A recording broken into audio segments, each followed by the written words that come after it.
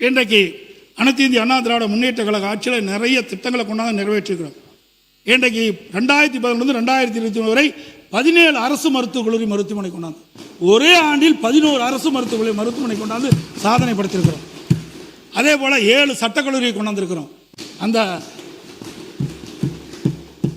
21 polytechnic கல்லூரி, 4 பொறியியல் கல்லூரி, 6 கால்நடை மருத்துவக் கல்லூரி, 40 கலை மற்றும் அறிவியல் கல்லூரி, இப்படி அதிகமான கல்லூரி திறந்ததின் விளைவுதான் இந்தியாவிலேயே உயர்கல்வி படிப்பதிலே முதல் மாநிலம் என்ற பெருமையை அதிமுக ஆட்சியிலே நாங்கள் பெற்றோம். 2000 மத்திய அரசு நிர்ணயிக்கப்பட்டது 2030 உயர்கல்வி படிக்கக்கூடிய அந்த எண்ணிக்கையை 2019-20 இலக்கை அடைந்த அரசு அதிமுக அரசாங்கம். அதே போல் மடிக்கணினி 50,32,000 பேருக்கு 52,35,000 பேருக்கு மடிக்கணினி கொடுத்தோம். அதெல்லாம் அறிவுபூர்வமான கல்வி நம்ம மாணவர்களுக்கு கிடைக்க வேண்டும் என்பதற்காக டெல்டா மாவட்டத்தை பாதுகாக்கப்பட்ட வேளாண் மனுவை கொடுத்தோம். காவிரி நீர் மேலாண்மை வாரியம் மூலம் மற்றும் முறைப்படுத்தும் குழு 50 ஆண்டு காலமாக நடக்காது இருந்தது. காவிரி நதிநீர் பிரச்சனைக்கு சட்ட போராட்டம் நடத்தி அதுக்கு தீர்வு காணுவதற்கு நடவடிக்கை எடுத்தோம்.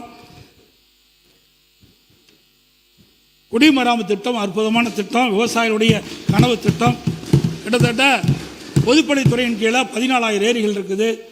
ஊராட்சியின் கீழ் 26 ஏரிகள் வருது. அதில் ஊராட்சி ஒன்றியத்தின் சார்பாக இருக்கின்ற ஏரி குளம் குட்டையெல்லாம் தூர்வாரப்பட்டது. விவசாயிகள் அந்த வண்டல் முனை இலவசமாக பயன்படுத்தினார்கள். அதே போல் பொதுப்பணித்துறையில் சுமார் 6,000 ஏரிகள் இன்றைக்கு முழுக்க விவசாய பங்களிப்போடு அந்த திட்டத்தை நாங்கள் நடைமுறைப்படுத்தினோம். ஒன்று ஏரி ஆழமாச்சு, இன்னொன்று விவசாயிகள் அந்த வண்டல் மண் அவருடைய நிலத்துக்கு இயற்கை உரமாக பயன்படுத்து, அதனால் நல்ல விளைச்சல் விவசாயிகள் பெற்றார்கள். எஞ்சிய 8,000 பொதுப்பணித்துறை ஏரிகளும் நீங்கள் தூர்வார வேண்டும் என்று இந்த நேரத்தில் கேட்டுக்கிறேன். அதோட விவசாயிகள் பம்பு செட்டுகளுக்கு 24 மணி நேரம் மும்முனை மின்சாரம் அதிமுக ஆட்சியில் கொடுத்தோம். இப்போ மும்முனை மின்சாரம் 16 மணி நேரம் கொடுப்பதாக தெரிவிக்கிறார்கள். அவை அதை 24 மணி நேரம் விவசாயிகளுக்கு தங்குதடையில்லாத மும்முனை மின்சாரத்தை வழங்க வேண்டும் என்று இந்த நேரத்தில் கேட்டுக்கிறேன். மாண்பு நீர்வளத்துறை அமைச்சர் ஒன்று சொல்லணுன்றாங்க உங்களுக்கு. பெரிய பேசுமா? சரி. தமிழ்நாட்டில் காவேரி ஆறு மற்றும் அதன் துணை ஆறுகளை மேம்படுத்தி அவற்றை மாசுகளில் இருந்து மீட்டு எடுப்பது இத்திட்டத்தின் நோக்கமாகும். இத்திட்டத்தை 12 மாவட்டங்களில் மொத்தம் 1306 கிலோமீட்டர் தூரத்திற்கு 2 கட்டங்களாக செயல்படுத்த திட்ட அறிக்கை தயாரிக்கும் பணி தொடங்கப்பட்டு முதற்கட்ட விரிவான திட்ட அறிக்கை தயாரிக்கப்பட்டு தொழில்நுட்ப அனுமதி பெறுவதற்காக சுற்றுச்சூழல் பாதுகாப்பு நிறுவனத்துக்கு அனுப்பப்பட்டுள்ளது. மேலும் தேசிய ஆறுகள் பாதுகாப்பு இயக்க அலுவலகம் இத்திட்டத்துக்கு ரூபாய் 934 கோடி மதிப்பிற்கு ஒப்புதல் அளித்துள்ளது. இதில் மத்திய மாநில அரசுகளின் பங்களிப்பு 60-40 ஆகும். மத்திய அரசின் பங்களிப்பு 560.58 கோடி, மாநில அரசின் பங்களிப்பு 373.72 கோடி. மேலும் 15 ஆண்டுகளுக்கான இயக்கம் மற்றும் பராமரிப்பு பணிக்கான செலவு ரூபாய் 377.98 கோடி மாநில அரசு முழுமையாக ஏற்றுக்கொள்ள வேண்டும். எனவே திட்டத்திற்கான மொத்த மதிப்பீட்டு தொகை ரூபாய் 1312.28 கோடி. இது அரசின் பரிசீலனையில் உள்ளது. மேலும் 2ஆம் கட்டத்திற்கான திட்ட அறிக்கை தயாரிக்கும் பணி நடைபெற்று வருகிறது. எனவே நடந்தாய் வாழிய காவேரி திட்டத்தின் அனைத்து கூறுகளும் துறை அலுவலர்கள் மற்றும் தொழில்நுட்ப வல்லுநர்கள் ஆகியோருடன் கலந்து பேசி பரிசீலனை செய்து உரிய நடவடிக்கை எடுக்க வேண்டும் என்று விபரம் தெரிவித்துக் கொள்ளப்படுகிறது. நன்றி.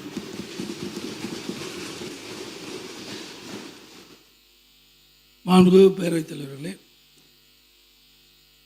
அனைத்து இந்திய அண்ணா திராவிட முன்னேற்ற கழக ஆட்சியில் அம்மாவுடைய அரசு இருக்கின்ற பொழுது 6 மாவட்டங்கள் நிர்வாக வசதிக்காக 6 புதிய மாவட்டங்களை தோற்றுவித்த அரசு அதிமுக அரசு.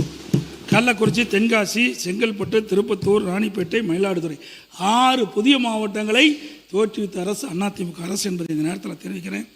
அதாவது விமான விரிவாக்கம், அதில் பார்த்தீங்கன்னா கோவை, சேலம், ஒசூர். ஏன்னா அந்த விமான விரிவாக்கம் அதிகமாக தான் தொழிற்சாலை அதிகமாக வரும், பொருளாதாரம் மேம்பாடையும் அந்த நோக்கத்தோடு நாங்கள் செயல்பட்டோம். அதேபோல் அதிமுக ஆட்சி இருக்கின்ற பொழுது தூத்துக்குடி, திருச்சி, மதுரை போன்ற விமான உருவாக்குறதுக்கு நிலத்தை எடுப்பு பண்ணி கொடுத்தோம். அதே போல் இன்றைக்கு அண்டை மாநிலம் ஆந்திரா, கர்நாடகா போட்டெல்லாம் சர்வதேச விமான நிலையம் அமைக்கிறாங்க. பரந்தூர் விமான நிலையம் நம்ம அமைக்கவில்லை என்று அரசு தெரிவித்து விட்டது.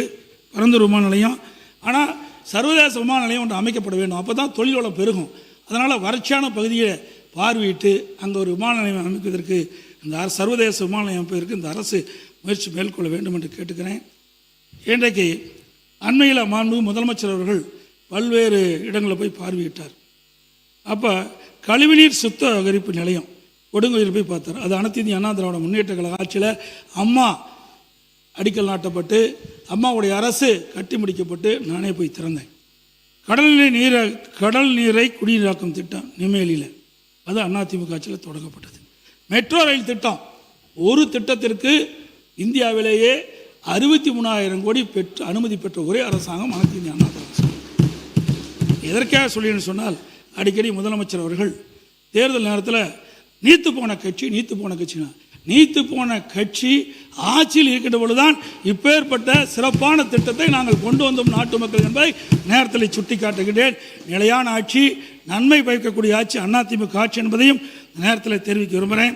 அதோட கொரோனா காலம், அனைத்து இந்திய அண்ணா திராவிட முன்னேற்ற கழக ஆட்சி அம்மாவுடைய அரசு இருக்கின்ற பொழுது 2014 நான் முதலமைச்சரை இயக்கின்ற பொழுது கடுமையான வறட்சி, சென்னையில் குடிநீருக்கு மிக தட்டுப்பாடு, ரயிலில் தண்ணி கொண்டாந்து கொடுத்தோம். இன்றைக்கு கிராமப்புறத்திலிருந்து நகரப்புற வரை நிலத்தடி நீர் வெற்றி விட்டது. அதை சரி செஞ்சு மக்களுக்கு பாதுகாக்கப்பட்ட குடிநீரை கொடுத்தோம்.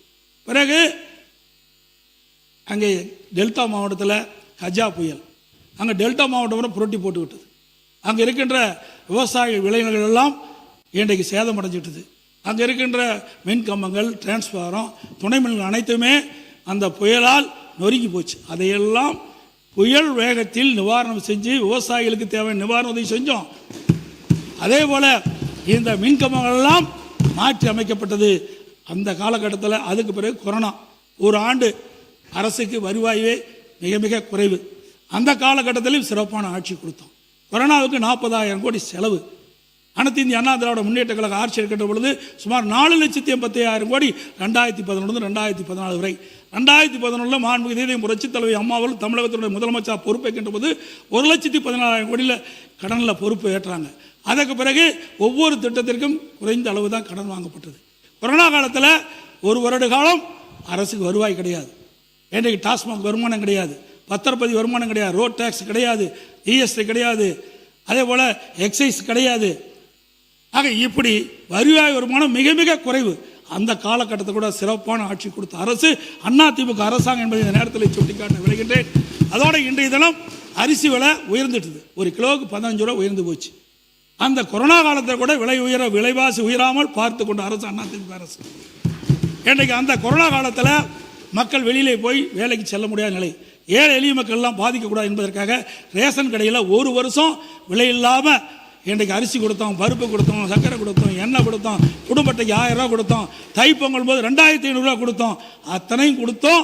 3,04,87,000 கோடி தான் கடன் என்பதை அவையினுடைய கவனத்தை கொண்டு வரேன். இன்றைக்கு என்னுடைய தொகுதி பிரச்சனை, ஒரே ஒரு பிரச்சனை.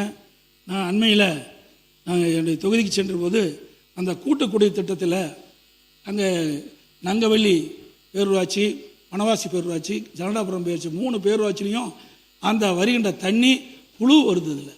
அதில் சரியாக ட்ரீட்மெண்ட் பண்ணல. அதை ட்ரீட்மெண்ட் பண்ணி ஒரு சுகாதாரமான தண்ணீரை வழங்க வேண்டும் என்று சம்பந்தப்பட்ட துறையுடைய அமைச்சருடைய கவனத்தை கொண்டாடுறேன்.